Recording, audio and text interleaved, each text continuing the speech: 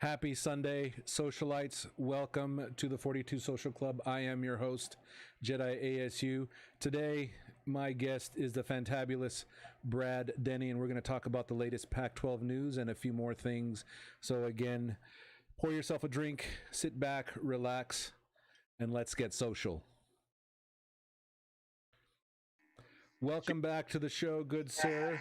Brad, thank you so much for making time for us on this day of rest, a Sunday, and Oh, happy getting to, some time. I'm at your beck and call forever. Then I don't know. Then I'll have you on every week. No, I'm just kidding. Thanks again. Hopefully you're drinking. Like I said, I am just drinking a tonic water today. What do you happen to be drinking this fine Sunday? Just a Modelo, nothing, great. Oh, but if you'll recognize the awesome pint glass in which I'm drinking out of. That's courtesy of one Mr. Jetta ASU. It's the Denny Brewing Company, if I remember correctly, It established is in 15, if I remember correctly. officially, yes. That's right, established then. So that's outstanding. So again, well, appreciate it. It's been quite the busy day, especially since we've been hearing some kind of, we'll jump right on into it. I know I got a bajillion questions for you, but the first one obviously want to talk about is the Pac-12 shutting down non-con, the non-con schedule. That is three games that, obviously UNLV would have been fun to have gone seen, but also with NAU. What have you heard? What's the latest? What are you hearing out there based on everything else that beyond the Twitter sphere or even on the Twitter sphere? What are you hearing as well? Well, I mean, obviously there was obviously a sense of disappointment, but I think also just a sense of inevitability. At this point they're just doing whatever they can to have a season. Obviously, at this point, we've heard ad nauseum how critical it is for a lot of these institutions, especially the smaller schools around, to have a season. Um, it's fine for now, buys them some time, but now just wondering, and I'd say probably the betting favorite is that there would be no season at this point. Just the way things continue to trend, you would hope that when this all started in the early spring, that people were thinking, we have months and months Right. to get everything in order to get this thing under control. And unfortunately, especially here in Arizona, opened up way too early, opened things back up, and when you'd like to have faith in people, but you just say, hey, everybody, be responsible, do the right thing. Take understand the short-term inconvenience for the greater good. Right. Um, that's all obviously missed, and now obviously we're in a real tight spot right now. So right now, you're looking at just the conference schedule. So if we're just taking things as currently stated in the Pac-12 statement, Right. we left that kind of open-ended in terms of what the schedule will look like in terms of just the removal of the non-con. You're looking at football. You wonder if it's a 9-game schedule. With the Big Ten thinking about a 10-game schedule. If you look at uniformity, if you're looking for 10, Right. that'll require some adjustment there. There's also the possibility of a round robin, like 11 team. Right. Everybody, so maybe that way you can have that quote unquote true conference champion. But I think at this point, playing more games, you're looking at maybe with the way things go, you get it down to just divisional play. You don't know. I mean, Exactly. are rapidly evolving. I mean, just look where we're at today compared to 1 month ago. And just Right. a month before that, a month before that, this thing changes so quickly in a span of a couple of weeks. Maybe things, measures like here in Arizona and other places in the footprint, maybe things pan out better in the next couple of weeks, and we do get to have a solid football season. Um, Exactly. I don't have a whole lot of faith in that at this point. I mean, if you asked me back Agreed. in May, I was like, okay, yeah, this is looking good. We'll still be able to have a season, but then everything just kind of went to hell. And right now, I'm not expecting any season, regardless of Same. any. But one of those things that kind of, as you say, you expect 0-12 every year, but you'd be happy to anything above that is a boost. So Well, it's funny because that 0-12 is always just to manage a general expectations because there's a season happening. But I did never taken into account a pandemic. But maybe I'll have to add an asterisk to that from now on.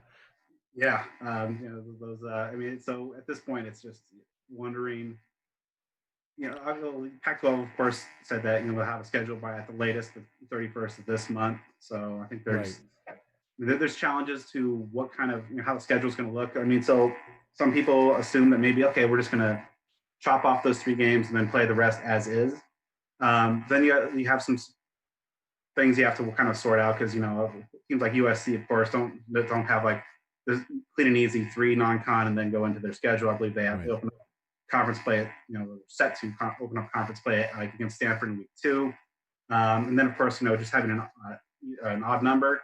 Right. ASU I believe would have 4 in a 9 game schedule, only 4 home games. So the advantage of obviously a 10th, you have nice 5-5 split home and road. Right. Then you add, but with the 10th game, like with the 2 misses based on the Pac-12 schedule rotation, ASU was not set to play Stanford or Washington. So which one do you get at that point? Which of those? Yeah, that's interesting.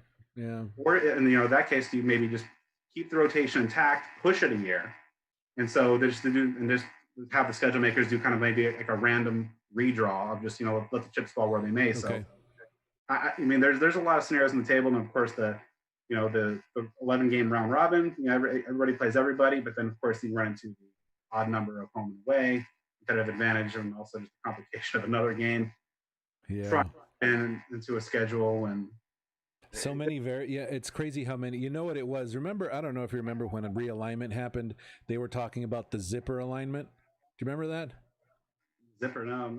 So what happened was, it would be 2 conferences, right? But instead of like all the southern geographically teams were grouped together, and the northern geographically teams were grouped together, you would go back and forth, right? So you would grab one from the south and one from the north. So like you would have USC and then Washington and then UCLA and then Oregon and then Oregon State and Cal and so then you would have Arizona State and the other school wouldn't be in the same division. We'd actually be in 2 separate divisions. So if we were to get weird, why not try the zipper conference for grins? Yeah, or just like or go NBA lottery style and just ping pong ball it or something. Just let the chips fall where they may. I have long been maintaining that we should actually start playing the NFL the NC2A playoff like the World Cup, where you got all the balls and you just go ahead and start playing for points. The big old World Cup type. Put them in group play. Play, score as many points as you can, and then relegate you Arizona. Yeah, and I think whatever schedule that we will see put out by the conference, I would hope that it is like you want like division front loaded. I mean, just get those most important games. Right. First couple months where you're hoping to have things as under control as you can from the get go before all these teams start intermixing up and playing, and things might get a little more complicated as the season and of course flu season approaches into the mix. That okay, well we have to call things short, but at least we got all the division games in, plus maybe like a North game or 1 or 2 games. Right. We'll see. Yeah, I think the interesting thing is I wonder if the conference would say, okay, you don't have your non-conference anymore, right? To buy ourselves a little bit few more weeks, now let's do divisional, right? That was kind of one of the things that I was curious about, right?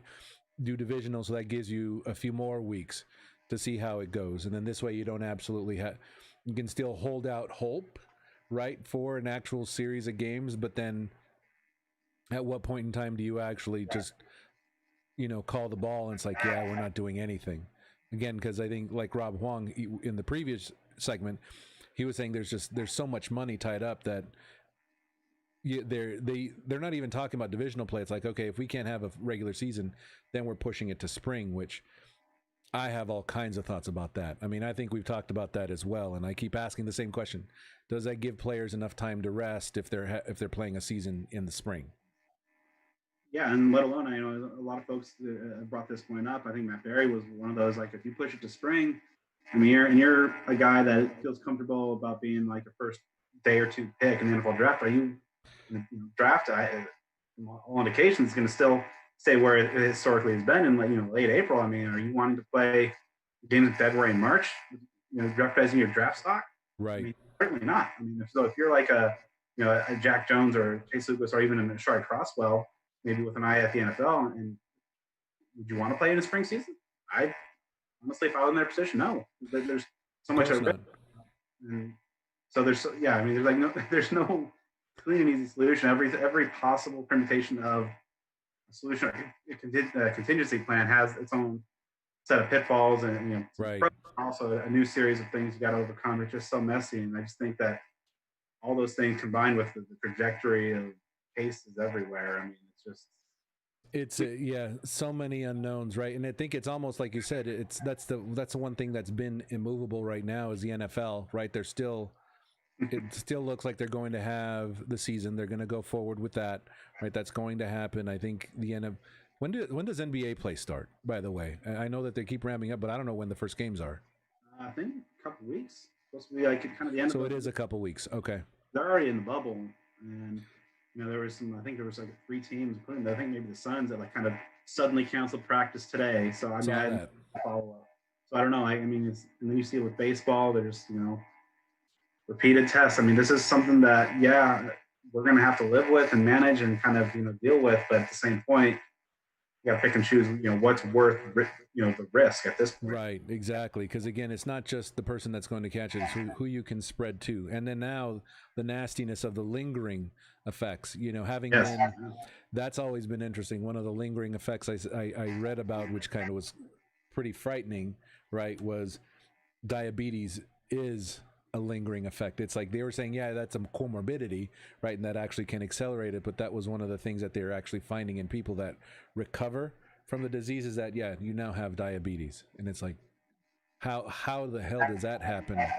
But Yeah, anyway, you still see. It seems like there's like this pervasive attitude that oh, the low death rate, or people who say, oh, well, the younger people are surviving this at a clip. But yeah, you said like that almost entails kind of the black and white thinking of either you get it and you die, right, or you're fine. But there's a hell of a lot of gray area, and as scientists and researchers, continually learn more about this virus as it goes. Like they learn more stuff, and those lingering effects. That okay, yeah, maybe you do get healthy in a couple of weeks. Maybe it is a mild case. Maybe it lingers for 3 months, and you have your lungs ravaged from this point forward. Like there's just such a spectrum of what this disease does to all ages of people. exactly.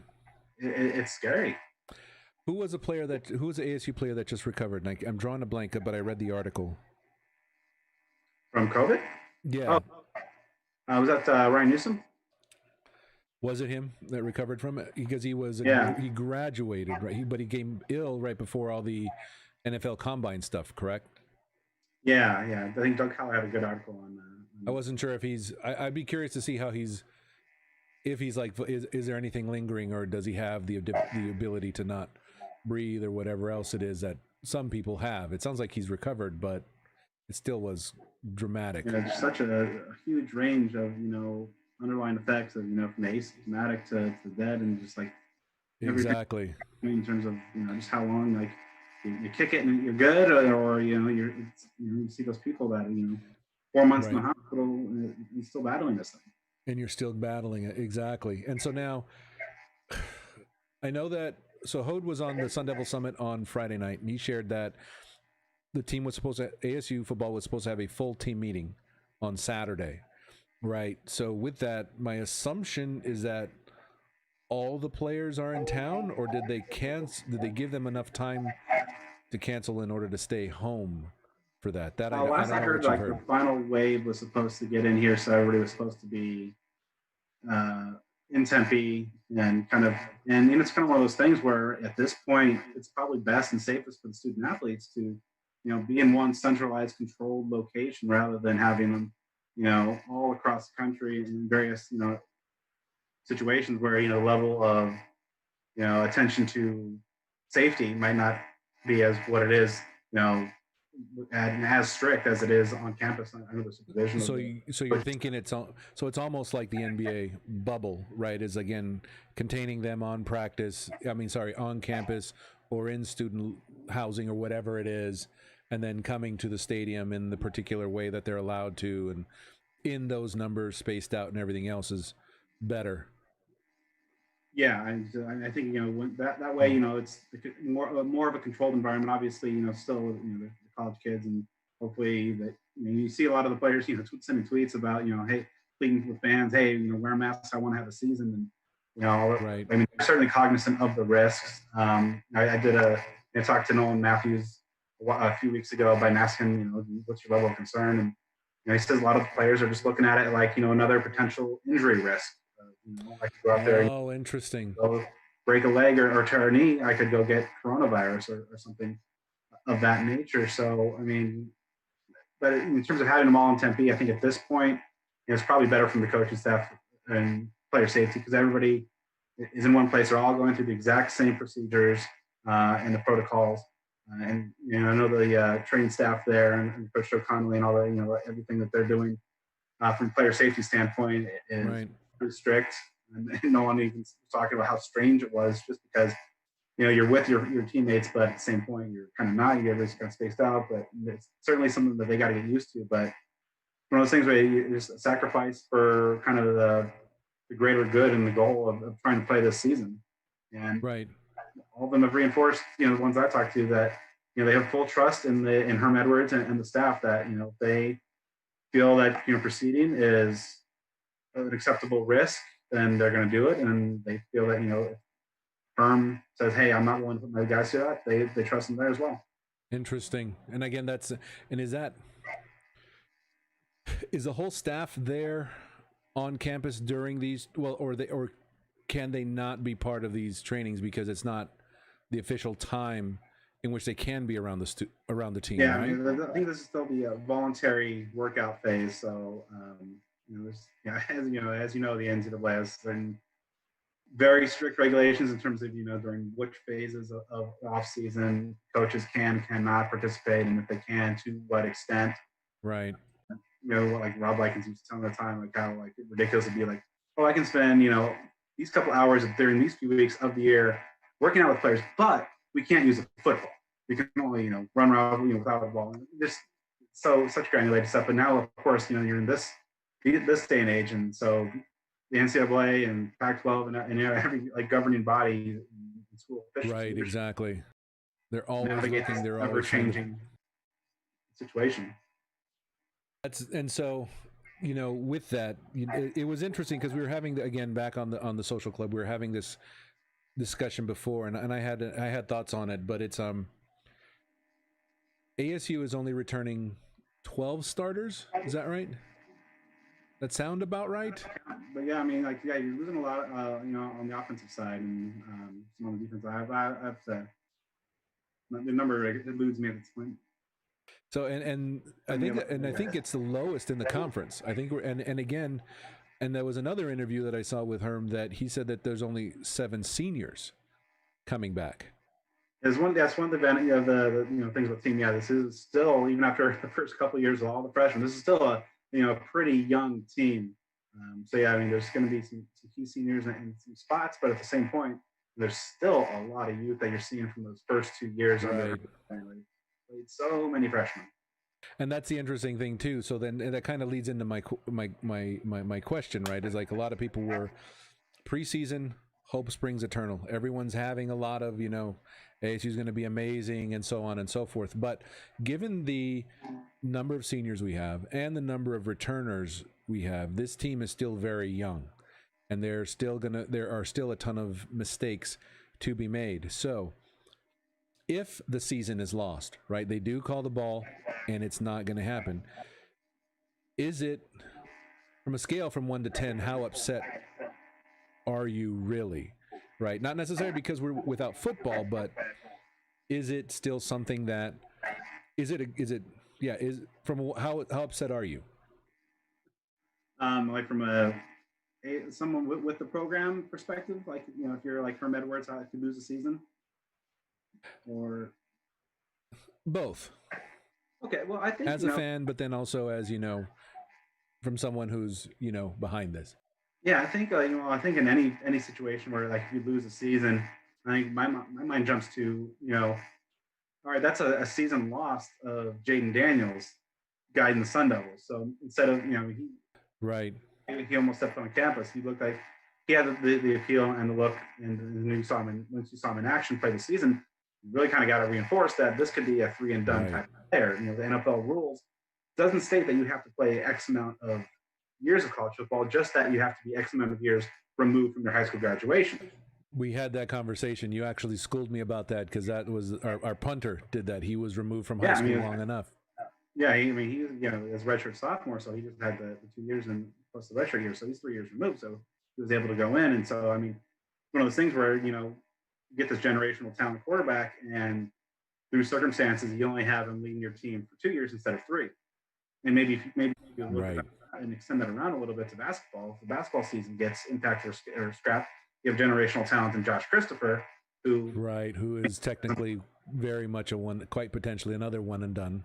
Yeah, and so at that point, do you lose a year of Jaden and a year of Josh Christopher?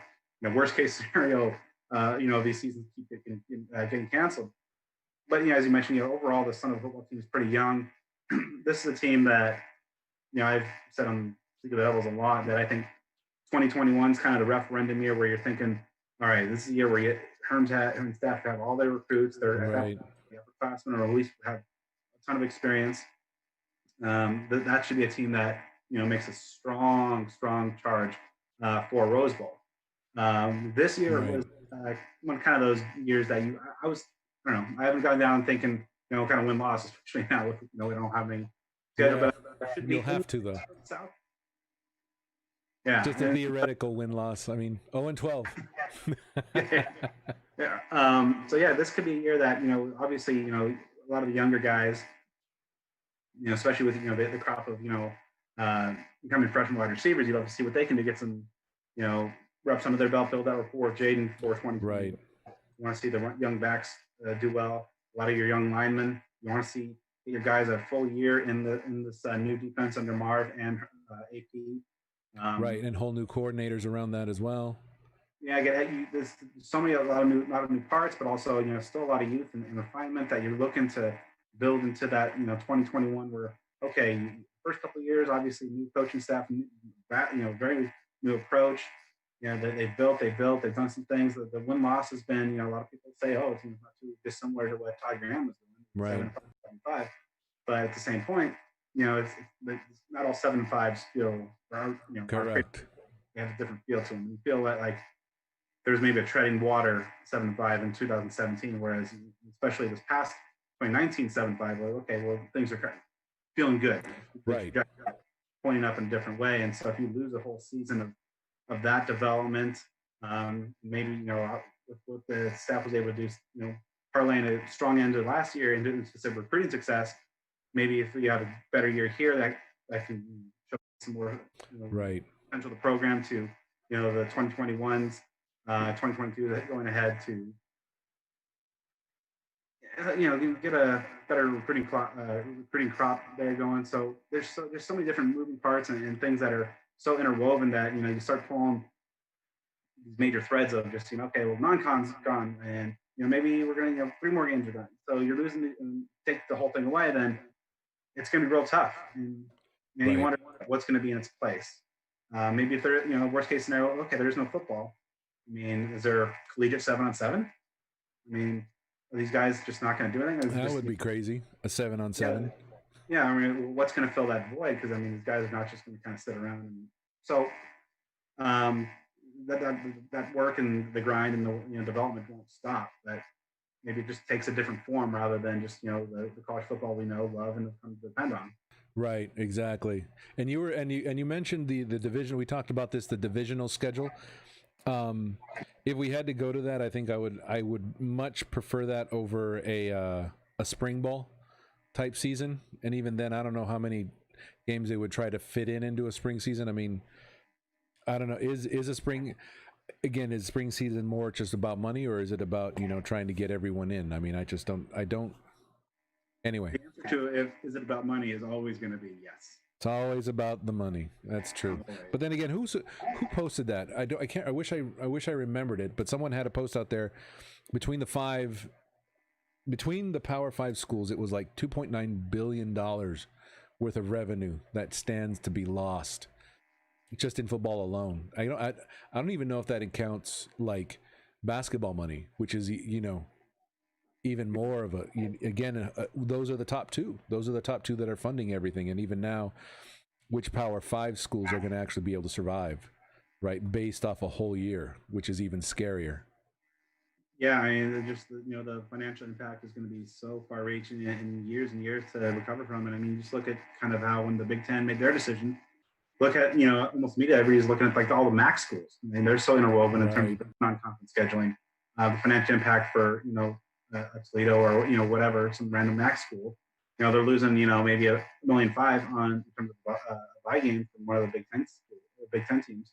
I mean, that's a huge that 1.5 is going to be such a significant part of their overall Exactly.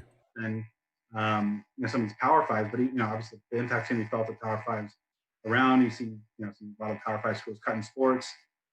Stanford, I don't know, they cut 11 last week, and like fencing and rowing and stuff. So that's an interesting one though, because I don't know if I don't know if I was talking if it was on the Pac-12 Apostles or if it was someplace else that I heard that those were sports that they were looking to get rid of anyway, but it just like the pandemic just kind of accelerated it.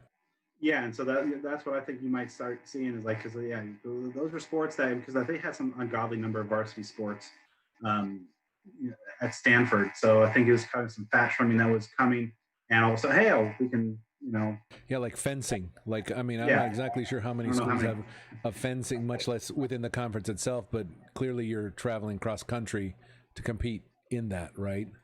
Yeah, so it might just be one of those excuses. And so you wonder if other programs or other schools around the country are going to look at some of the programs that had things not gone out this way. Maybe they can under the guise of this, maybe give that put those programs on the chopping block a little more feasibly than just been regular all year. Exactly, and that's something else that we were talking. That's because I mean, and again, there's a lot of these. This is kind of this call. I mean, I know I had kind of mentioned this to you, like if the Pac-12 pulled the trigger, I wanted you to have on here, but we were lucky enough to talk about these on the summit, on the Sun Devil Summit on Friday, and so there was a lot of Jeff Metcalf brought that as well. Mentioned, hey, that is some of that's some of the programs that they were looking to get rid of anyway as well. But I think, and again, I haven't heard anything, so I don't mind being wrong. Stanford's the only school that announced the cut of particular sports. I haven't seen any other schools announce yet. Have you? And within the pack, I don't think so. I mean, there's been some other notable, schools around the country that have been cutting programs. Wisconsin, Cincinnati, some other Old Dominion, several others as well have been cutting stuff. But I think from the pack, that's the first one, and that was one of the questions I asked Ray Anderson when I did a sit-down series with him. I think at that point, Cincinnati just cut men's soccer, and I asked him, okay, how is ASU going to try to mitigate these these revenue reductions, the financial impact? And he was pretty blunt, and he said that all options are on the table, and so you wonder if some of these Sun Devil programs aren't long for this world if things address. But every school has a different situation. Pac-12 has been covered so well, isn't up there with the Big Ten and the SEC in terms of their media deal revenue and some of the, even within the conference itself, the financial disparity of what like a USC or something could relative to say an Oregon State or a U of A. Right. You wonder if this does become a worst case scenario of no football or say half a season or whatever. What can be done? Maybe schools try to make measures to kind of maybe kick this financial problem down the road a little bit and just for the here and now. But it's gonna be messy. I mean, it's unbelievable the permutations that they have to think about and take into account. And I think that's maybe why they're not even considering a divisional thing, right? Is like, okay, if we can't play fall ball, then we're going to give ourselves a chance to be able to do something else. But let me ask you this then: if we are, let's say we don't have the full season, we don't have the full 12 games. We're at 9 right now. Let's say they come back in a few weeks and it's like, all right, we're just going to do 5 games. Other than divisional matchups, right? Playing everyone in the South.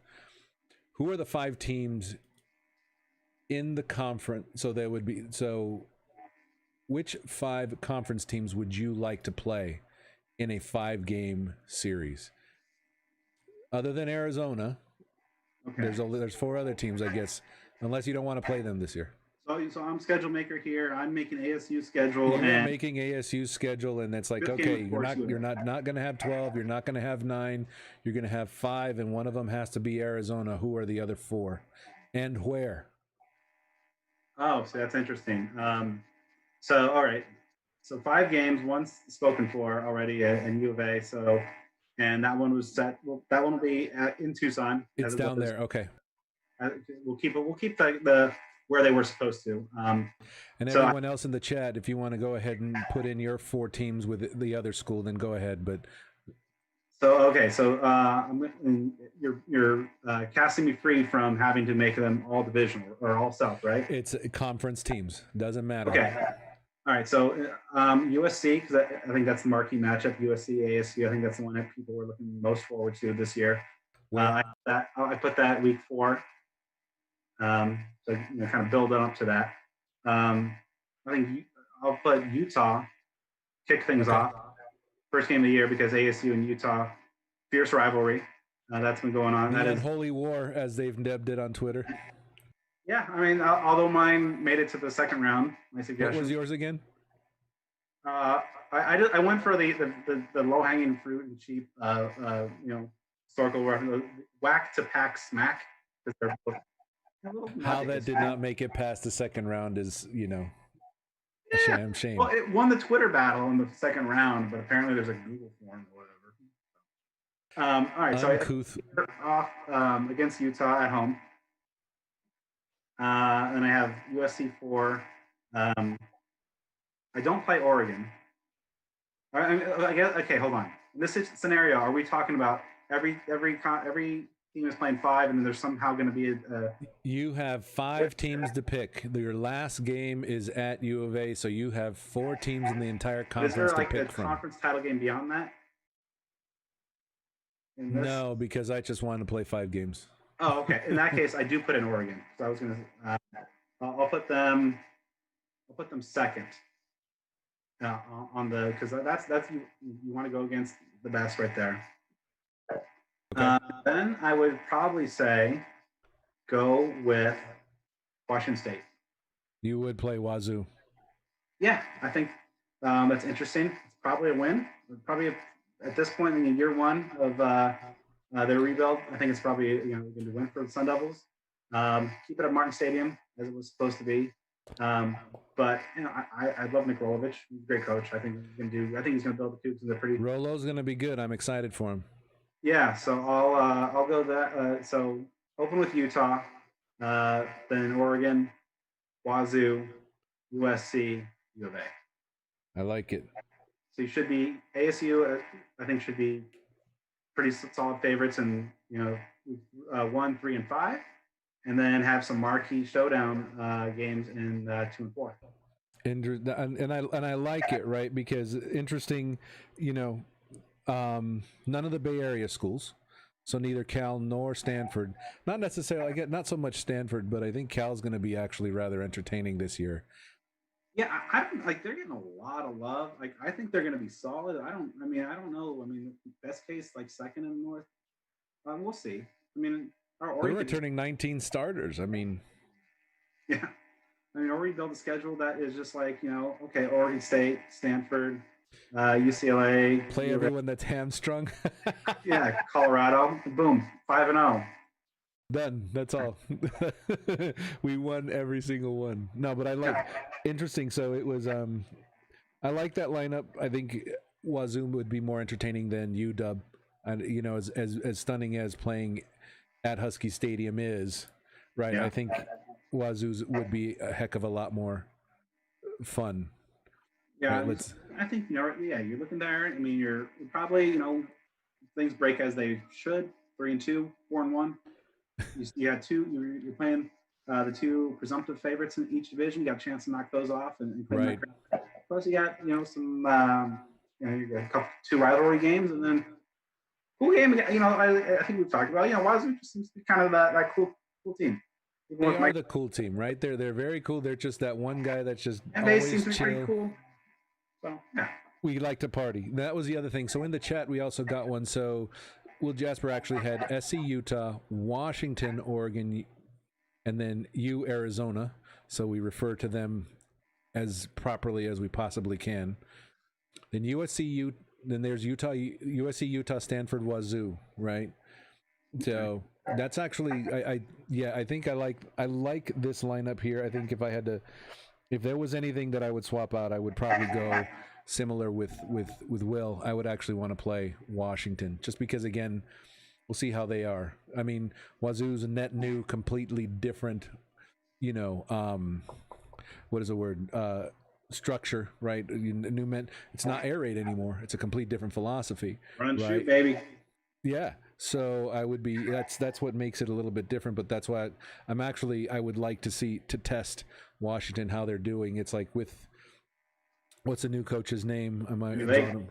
Yeah. So it's like, is he really just inheriting everything that Peterson already set up, or was there some shakeup in there? But one of the things that I want, and again, I'm hoping for football in any shape or form, but the one that I really liked is that the Cal Utah is Cal's first game after all the non-con games. And I think that would actually be rather telling to see how that game goes. Yeah, but yeah. So I mean, I wouldn't hold my breath that what the conference schedule is now is going to be what happens, what they roll out eventually. But that would be good, and especially like you got teams that are kind of rebuilding, like Utah. They lose so much on both sides of the ball. Yeah. Want those teams early in the year. I mean, they're having a new quarterback. They're trying to figure that situation out. So if you're Cal, you got pretty much everybody coming back. You go on the flip side with Utah losing everybody. And yeah, I mean, you want to get those guys early in the year. So that'd be good. Exactly. That's kind of what I was hoping to see. Is I did want to see Utah limp along because I didn't think they were going to be too hot this year, given everything else. But anyway, it's all a big simulation now, so we get to figure out what's going on. Although I was talking with with Rob Wong, and he was saying that he's figured out a way. He's going to simulate the entire Cal 2020 season on NC2A 14. So what happens is that there's one group of guys that actually updates the rosters. So you get the latest rosters, but also there's another group that applies patches that updates the whole game. So the whole game, the whole strategy, all the bowl games, all the logos, the uniform combos, everything gets updated in there too. So I have a bajillion ideas already running around. I would love to try that, but I don't know. I mean, it would delay me adding anything else. This is actually this is go ahead. Gotta get ASU to the Duke's Mayo Bowl. See, that would be cool. And Q being the official mascot would be fracking brilliant. We're talking about it. He's still trying to get votes to make that happen. But here's the question for you, and you know how Most Wonderful Time always comes out Thursday of should we maintain that schedule? Should it still come out that day just for Thursday before the just to pour one out? Yeah, I mean, if they ultimately, and so you're talking about a situation where it gets to that first week of September and they have canceled the season or whatever, and so exactly because first Thursday of whatever comes out at the end of the month, new schedule. Because our first game was what, September 3rd? Yeah, it was another like Thursday or Friday. It wasn't. It was a September date. It wasn't August, right? Because week 0 is the 27th. Right. Yeah. So let's see. So like they were opening up against NAU, which by the way, I told you this. So I've been trying to do interviews with opposing coaches on ASU schedule. Yes. And so I got I talked to Clay Helton recently, and so that'll be good for coming up on the podcast. Got something lined up with Coach Whittingham, which I will personally ask him if he considers it that way. And so I did a great one with Chris Ball, NAU's head coach. Of course, ASU fans know, former staffer under Coach Graham. DC. Absolutely. He had a rough first year. At NAU, I think they were finished 4-8. Finished on a 4-game losing streak, but Aaron Flugrad's their OC now. So He is the OC. That's right. Yeah. yeah, and Chris Ball could not have spoken more highly of Flu and what he's doing and his potential as a coach. But That's outstanding. it's a game, yeah. That obviously ASU was going to roll in that game, but and I asked him, because NAU has that kind of really regular series going with ASU and U of A, and it's so important for them, in terms of getting that exposure, and it's nice little. Of course, absolutely. They're building through in-state recruiting, what a lot of ASU folks would hope Sun Devils would do. But NAU's they're called the Cactus Jacks, and to have that. Oh yeah, I've seen that. And yeah, in-state games, almost like every other year. Some years they'll play here, then they'll play in Tucson. I think NAU, even though they're off their schedule next year, I think they're back in. They're the 2022 season opener. So it's a regular presence down in Arizona, right? Or Arizona. But yeah, it's a shame that they won't get that, yeah, because that's a great exposure. I always enjoy watching them. They always give us a heart attack for at least a quarter, right? But then the team's able to open it up. But yeah, they have a lot of potential. It seems like they're putting the right pieces together up there as well. Because oh God, what was his name? The previous coach. Oh, Jerome Sowers. Sowers, thank you, because I always loved his style, and he was always doing his best up there. And he took them to, didn't he take them to? I don't know if a playoff game, or did he do well one year? Yeah, I think they made some playoff runs under his. He was there for a long time. So yeah, they had some success, and the last couple of years they had that stud quarterback Case Cookus that they're having to replace this year, but right.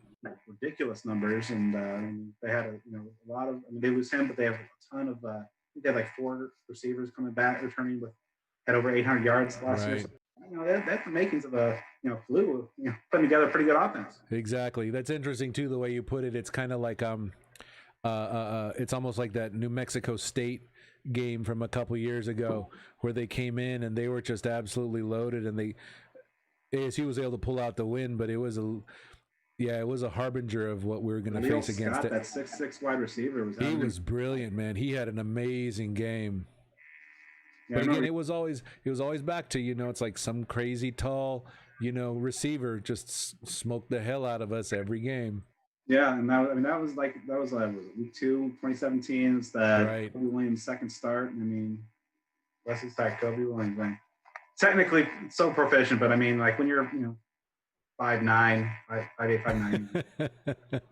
There's only so much you can do. Like that. He had a rough go, but Exactly. So no, that was. But then they ended up going to a bowl game for the first time in like 29 years or something ridiculous. And you're right, Paul. I believe that was. I think it was 14-14 at the half, or 21-21 at the half. It was.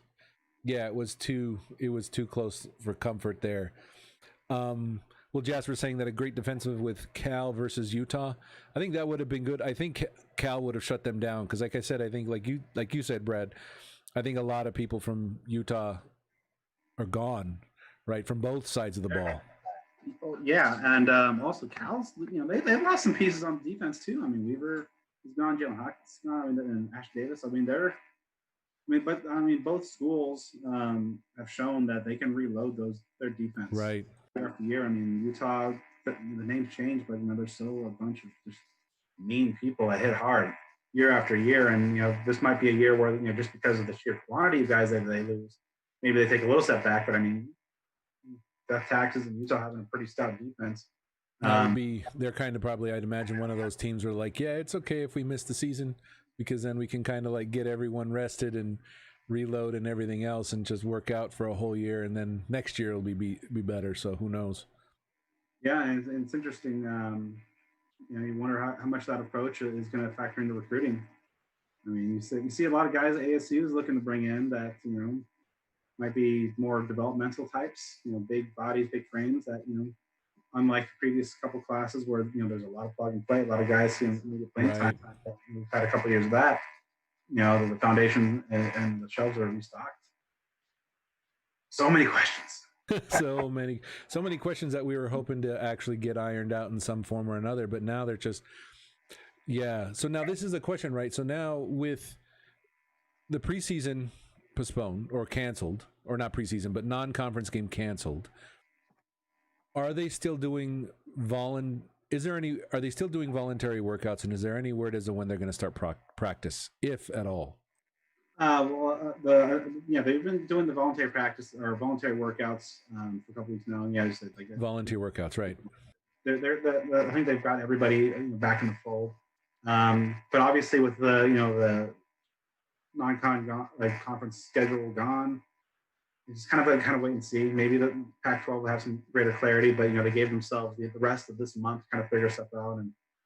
And I think it's probably wise. I mean, just see what the next has in terms of just cases and the footprint. Is there hope? You're starting a couple of weeks ago since the Arizona. Well, I mean, I guess Arizona the didn't outbreak. The local municipalities that have been implementing their mask policies. You're starting to see a different kind of trend line, but you want to see some prolonged success. So we'll see. At this point, as long as you get something in this month to hopefully prepare for. But the old timeline, I believe, what was it, July 27th or something, right? Where they were, then you could start like mandatory workouts and then get into August and then gives them the 6 weeks Herm Edwards wanted. Yeah, so now, I mean, that stuff's obviously out the window, and now you're going to kick that further a few weeks. And, maybe it's not just, those first designated 3 weeks of the season that were the non-con, and then you pick up from there. Maybe they give themselves a week or two after that, buy more time. Maybe you start middle of October. I mean, so typically, obviously, every season, most teams are wrapping up by the end of November, and then you play in the first bowl week until those lowest tier bowls are until mid-December. So and then like most of the better ones are near the end of the month. Maybe you cut down on that. So you cut into those weeks well. You push everything kind of back as is. And there's just so many scenarios, and I don't Pac-12 and I think other conferences are realizing there's no huge hurry in terms of trying to figure out what the next step is about this time. I think if they're smart, they just are in a wait and see mode. Let's just see how the next week or two pans out. I mean, it's July 12th now, so maybe the week before the end of the month, maybe try to figure out if it's okay. We're still exactly in the mire where we are now. Maybe we start exploring, as you said, maybe a division only schedule or an 8-game schedule, whatever that the number is. Or if things start looking out or working in the right way, okay, maybe we start formulating and putting together ideas for a 10-week schedule. And I think what's really going to be key here is maybe throw in 2 or 3 buys, or you structure in some stuff that you have some greater flexibility.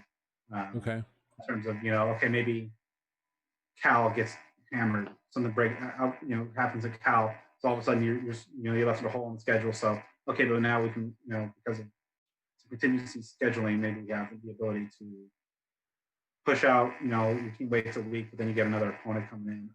There's just so many variables that we'll see what the end of the month holds. But could all be maybe people finally after 7 damn months start taking this thing seriously. Exactly, it would be and that's what it really comes down to, right? Go ahead and doing that. And that was actually a question in the chat, right? And I'll ask this one first. Games with or without fans, much less attending or even tailgating. That's just no. I was not expecting. Since March, I thought there's no reason to have fans in stands. I mean, money, great, but from a health perspective, no way. I mean, don't even. It's not worth the risk. Right. What? 10,000 fans in Sun Devil Stadium. I mean, come on, you're asking for it. It's a situation where everybody's got to understand. You bite the bullet. You take the short term. Okay, things are awful and annoying and inconvenient, but you right. do that now. That short term inconvenience, whether it's giving up going to football games or wearing a mask every time you leave the damn house, just to make sure that you have a better chance at getting things back to normal-ish down the road. Exactly. No way. If the health and safety is priority number one, which it should be, which it often isn't, No way fans, not this year. Yeah, again, that's to your point, right? I think it's not going to happen at all. I mean, we see it within South Korea and even Taiwan, right? They're playing baseball. They're playing baseball, It's and weird how, like, when a they're able country to do takes it. things seriously from the get go and does common sense stuff, and everybody buys into the greater good, it's amazing what happens. Yeah. Brilliant what everyone can do. And actually, Ralph shared that on his interview. If you just go ahead and act like just like in Finding Nemo, if we were all caught in the net and if we just all swam down, then we could go ahead and break the arm and escape, right? We would be able to do it all together. So that's the thing, right? And it's unfortunate that everyone hasn't been doing it. And I feel you, Paul. I see you. Yeah. I think a lot of us have been doing masks in the right way. It's just I don't think there has been enough of us. I shouldn't say Yeah. enough of us, enough people doing, because I don't want to call us, because I think a lot of us have been mindful about that. Yeah, I mean, no one wants to wear a mask. It's annoying, it's inconvenient, but you do it because, hey, it's you're helping the greater good, the collective good. You have empathy, you show concern, and you're doing your part to help us get past this time of Right. annoyance and fear and agitation and everything, to hopefully get us one day closer to getting back to where we can be, packed Sun Devil Stadium, folks out in the tailgating. I get to go back up in the press box and cover the game. Right. Absolutely. That normalcy that we all want, but we can't all get there unless we all do our part. Do it all at the same, absolutely, in the same way, in the same direction. It is infuriating, and that's where, and we are where we are, unfortunately, and that's what we're getting to. So, I mean, like, the virus is going to do its thing. Like, it's not, we're not just going to all of a sudden, because we all wear masks, it's not going away. But I mean, it's not about elimination at this point. It's about just mitigation. right, And exactly. doing And what that's we the thing can too. to, It's like, how much is going to be an acceptable loss now? Because I mean, it's we had a COVID scare in my house, right? Mrs. Jed ASU, the doctor was convinced that she was positive, but the test came back and it was negative, right? I have three cousins that actually tested positive, right? They're all in Arizona. So I'm like, they it's struck, it never struck close to me in order for me to know that, look, I know I need to take this thing seriously. But I'm glad we were doing what we were doing. It's just, it's baffling that we're there, but I think it's just, I think it's going to take a lot more than just masks, and I don't know what it is. I mean, I don't know. it's just, at this point, it's the mitigation to, get the spread as low as possible. I mean, it's not obviously not going away. It's that whole, it's summer, it's going to be hot. It's 117 here today. Heat's not coming. It's not going. Was that the 117 was the mark today? I saw, I think like maybe 116, 117. Hot as hell. I haven't left the house all weekend, thank God. Yeah, I mean, you got to do, people got to do their part. So at this point, we're just buying time to, whenever a vaccine comes around, or that we've heard, all that science stuff that's just over my head. But I know, I'm going to try to do my part, and Wes can try to do her part to, think You're about not it. going to attend the University of YouTube and prove all them scientists wrong? Yeah. I mean, that's a whole tangent. I mean, it comes down to just basic, I think, human decency. See the big damn picture. Just like, it's Agreed. doing it for your community. You're showing empathy, which there's such a scarcity of these days. Just do your part. No one wants to wear a mask, but you do it because it shows concern. You're helping to slow the spread and all that stuff everybody's heard a billion times by now, and it's almost to the Right. point where if somebody's not doing it by now, us saying, or Dr. Fauci saying, for the 20th time, like, is it going to make a difference? I don't know, but just I mean, so it's, it got to the point where you see teams and programs being like, hey, if you want to see us play, wear the damn mask. That was the whole thing too. What was that? Masks for fall? I mean, that chapped my ass a good bit, because I'm like, you should have been doing that in March. Why wasn't that coming out in March? But yeah, I mean, like, hey, if people not getting sick and dying, and potentially spreading a deadly virus to your family members, even though if you don't care about what happens to you, or you think you're invincible, if all that wasn't enough of a deterrent or or an to take these Right. appropriate measures. Hey, well, how about no football? How about that prospect? Will that do something for you? And maybe I don't know. I I want it. am Barning Hard out. I am Barning Hard's a an Auburn fan, and he's like, you tell those SEC, you tell us SEC fans, and there's going to be so. How did he put it? There's going to be an SEC fan in his trailer. Is going to dig up the tub he was making meth in and find a cure for COVID-19 just to ensure there's football in the fall. I'm like, well, get on with it already, because they haven't said anything, but the SEC is heading the same direction as there, but. It Yeah, it was a funny reminds me of the spin. old Chris Rock stand-up bit where he's like, the if you want a cure for cancer, disinfect the 7 biggest heads of pharmaceutical companies with cancer, and then obviously, a month later, you're going to have a whole bunch of cures.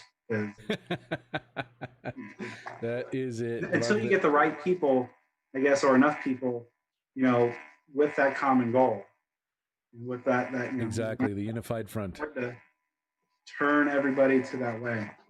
Absolutely. Now, has there been anything that you've heard from ASU? Any press releases? Anything coming up? Anything like that that is on your radar for this week? Or they're just kind of like, we just have to watch what happens from a state level and make decisions from there? Yeah, nothing. I mean, this is a situation where I know that they're monitoring, things day by day. They're in close communication. But what the announcement on Friday did with the non-con, they just kind of bought them time. Okay.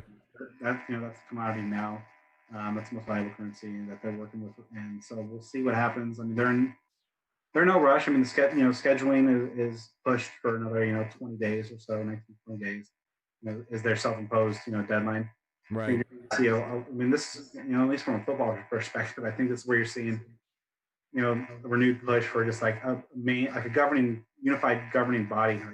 Who's a college football czar? Somebody who actually Right. all these right now you have all these different conferences in different areas of different states with different protocols and different situations. And you look at Florida and the hellscape that is right now. We're 15,000 cases today, but obviously different states are not in those necessarily serious situations. Exactly. But so you have so many different rules and situations and protocols and regulations and oversight.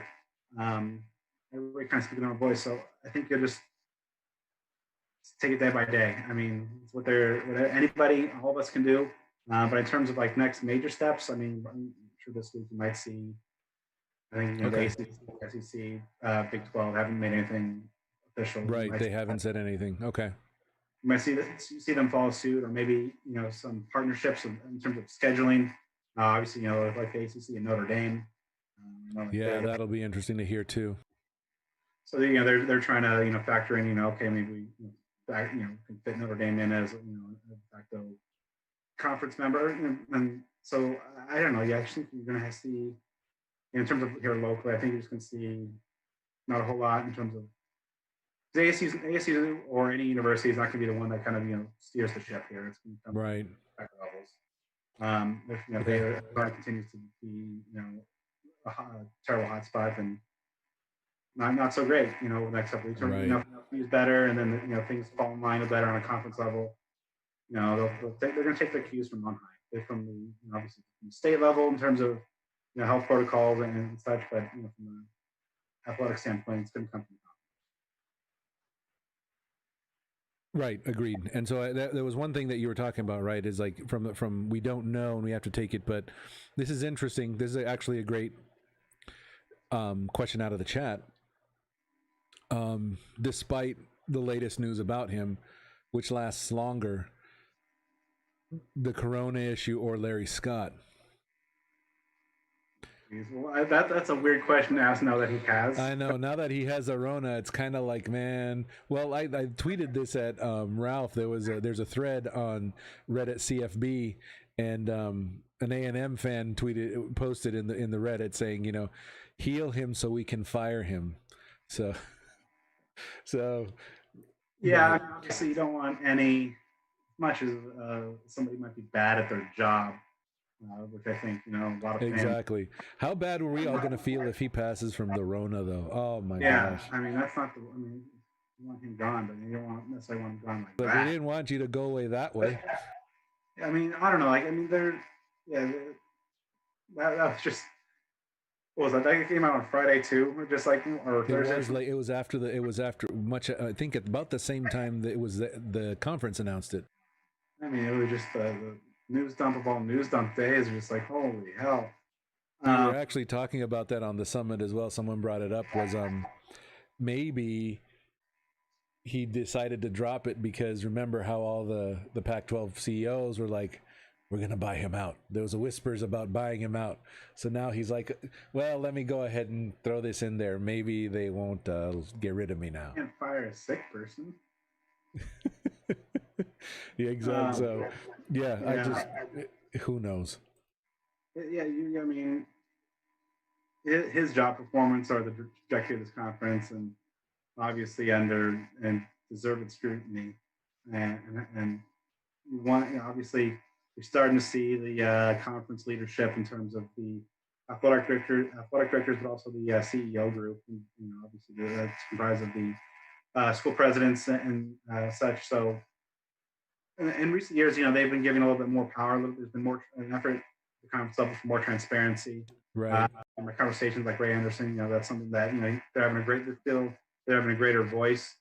But if those that report of looking for buyout, because I mean the media deal I believe will be up in 2024. But obviously the renegotiation process or the negotiation process for those things and figuring out that is happening way in advance of that. If you want a guy that you don't like, or maybe thinking that you does not factor into the conference's future, or didn't like the way he's been running things. I mean, you want him as the key point, even the negotiator of that. Right. To turn the page a little bit sooner. And I mean, he's certainly not hurting for cash. So if he gets another buyout, he's definitely not. Gotta look up. Let's see. Let's look this kid up because I'm always because my next question is like, what is he? Who would we replace him with?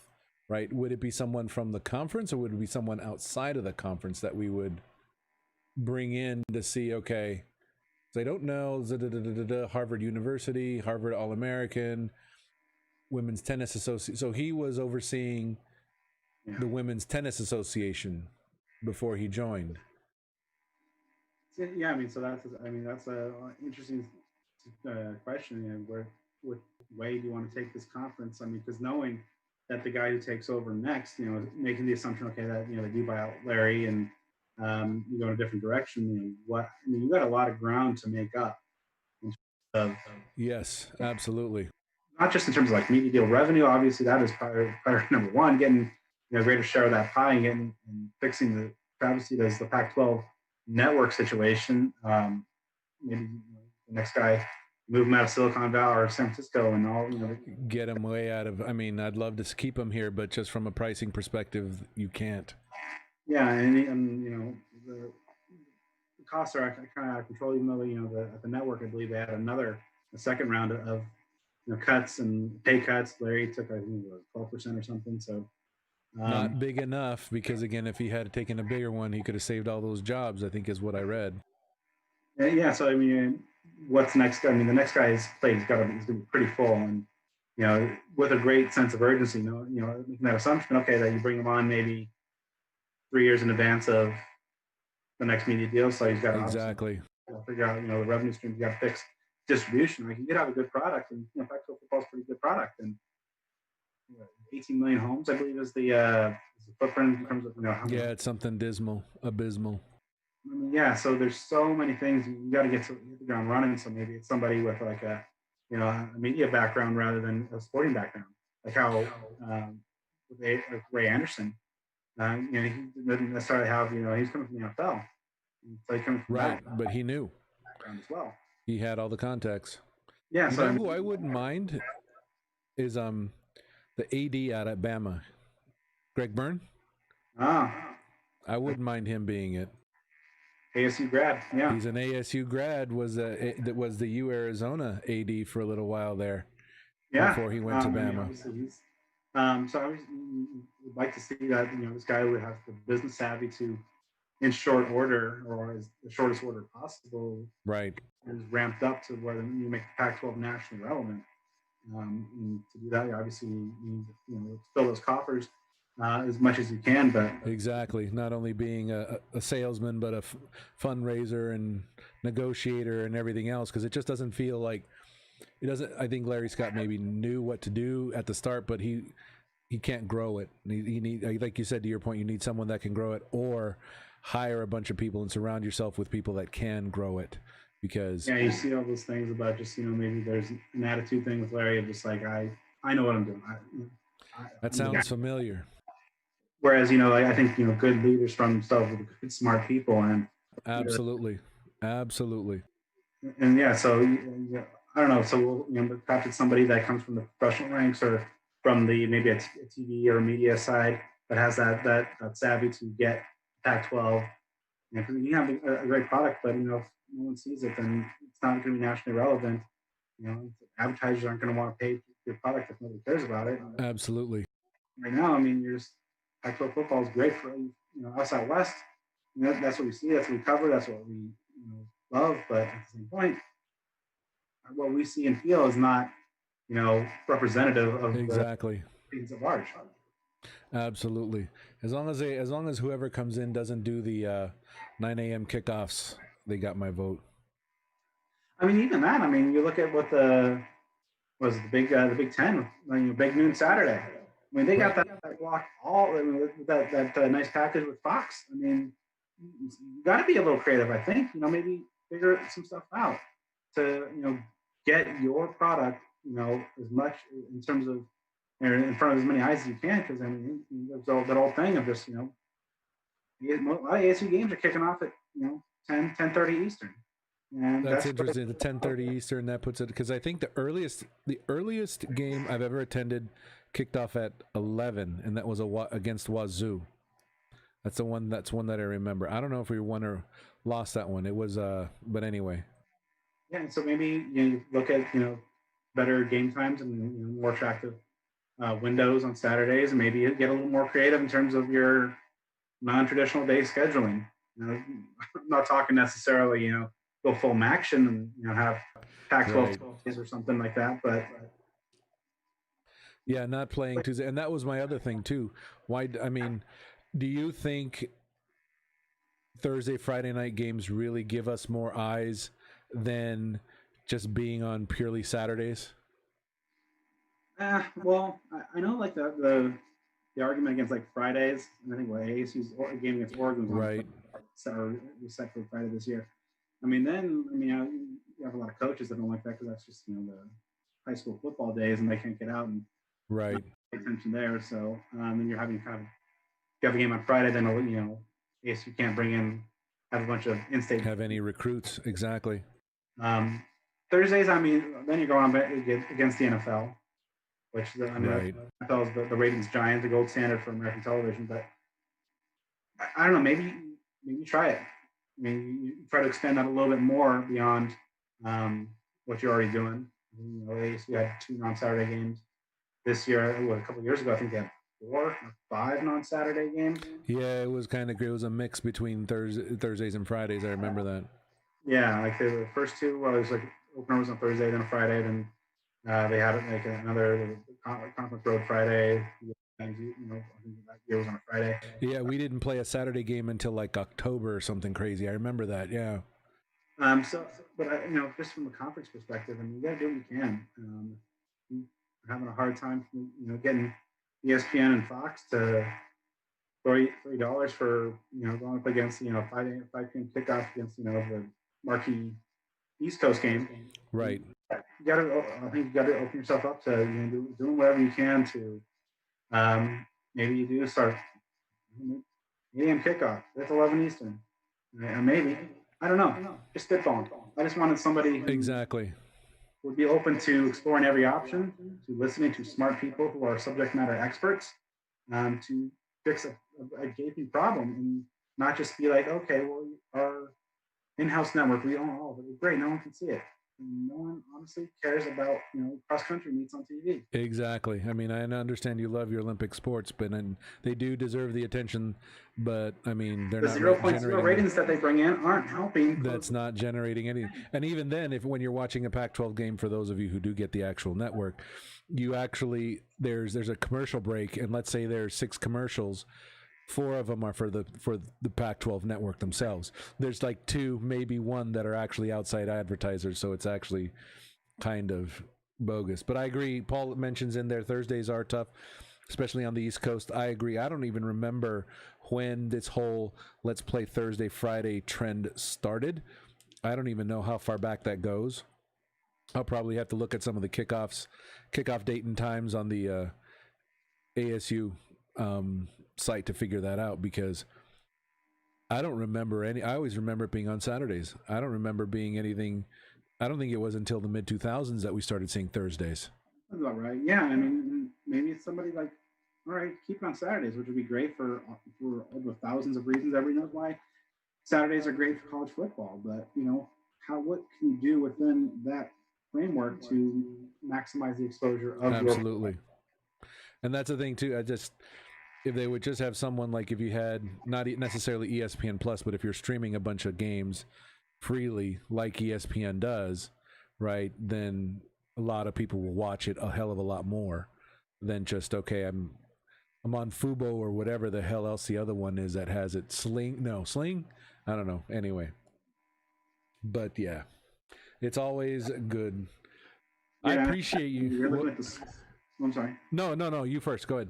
Well, and then I think you're looking at this point now in the years to come that the streaming bubble is going to burst. I mean, you're looking at going back to maybe like a bundle, like a cable situation where, because everybody's putting out streaming services and everybody's chasing things and people having to make choice. Well, I'll have Netflix, HBO, and whatever, and trying to tie in live TV to all this stuff, and then it makes a lot of sense. Just have everything bundled like we did with cable for all those decades. So it's a challenging landscape because you hear exactly the deal of like Larry looking at, oh, maybe I'll do a deal with Apple TV, or maybe looking at Facebook or Amazon, or maybe some of these big companies are trying to get. Dang, if they were streaming on Facebook, man, I would be so bent. It's like I like Facebook less, but if I had to, but anyway. Yeah.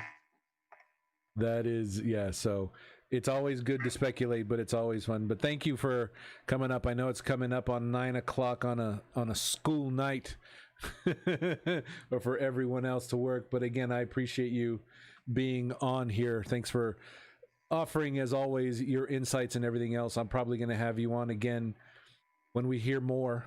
Right? Who knows when that one's going to come down? I don't think we'll hear anything till end of July, maybe a couple more weeks.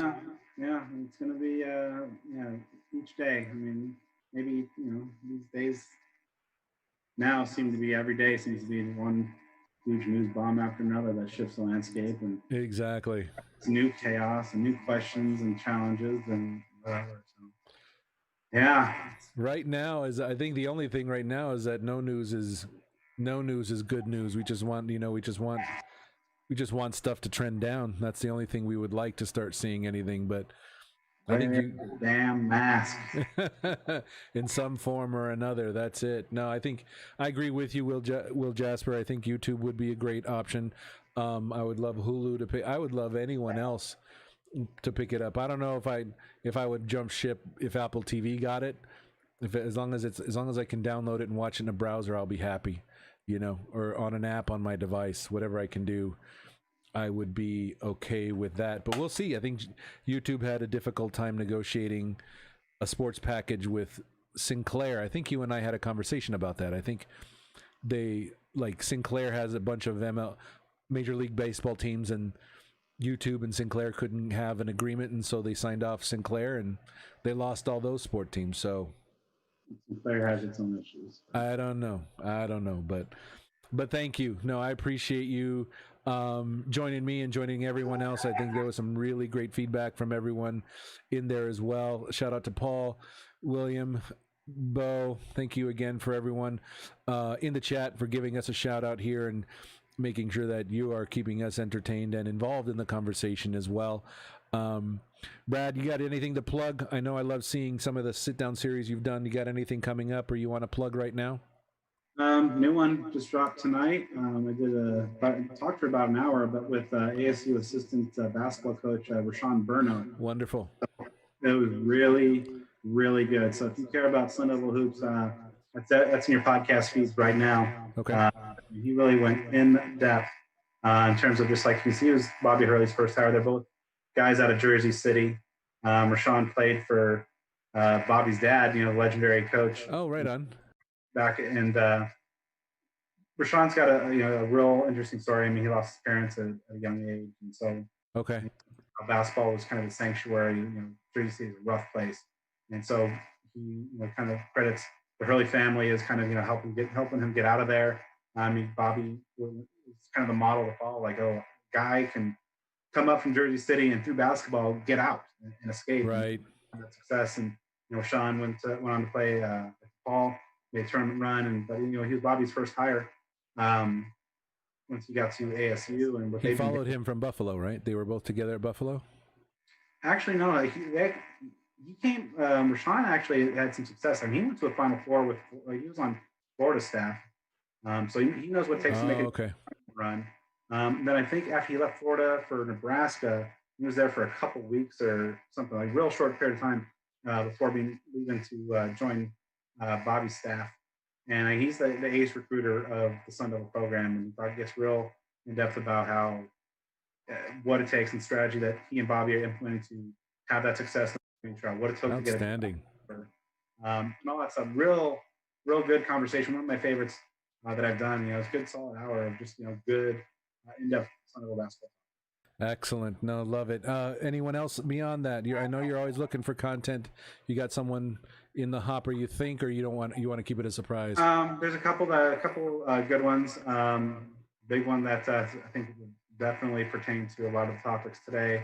But so hopefully that one will be able to be set up soon. Okay. Yeah. I mean, especially now with, got to figure out, if football delayed and maybe gone, maybe what's there to talk about? So everyone has time to talk to you. They shouldn't be turning you down. Yeah, so we got definitely trying to keep those podcast feeds ready for the folks and filled with engaging stuff, even though they might exactly for a little bit. And I appreciate you doing the retweeting and reposting the 96 flashback. That was good. Give that one a listen. That has a lot of good stories in there. And then I actually reached out to Keith Poole. He said he will be a guest on the Social Club. So working on getting that one to happen. Yeah. Same thing with Keegan Herring. He accepted. I know you and I have been talking, so I'm reaching out to some people and I'm expanding that out. So it'll be good. We'll have that one, but appreciate you. Thanks again so much. Stay on the Zoom call. I won't hang up with you, but I'm just going to do a quick sign off and everything else for everyone. But thanks again for tuning in. Appreciate you. As always, we're usually live on Fridays. This Friday, we're going to meet with Biggie Eric Mankus. I don't know if I should be calling him Dr. Mankus or Eric Mankus Esquire. I'm going to ask him that since he is a professor at the University of Law at ASU. So that will be some good. And he has some amazing insights on the COVID-19 data and the trending. So really love that. So looking forward to seeing that as well. And then, yeah, we're going to have some more. But as always, make sure you subscribe to the channel. Know when everything's coming out. Ring that bell to make sure you get alerts as to when we post something new. I love all of you.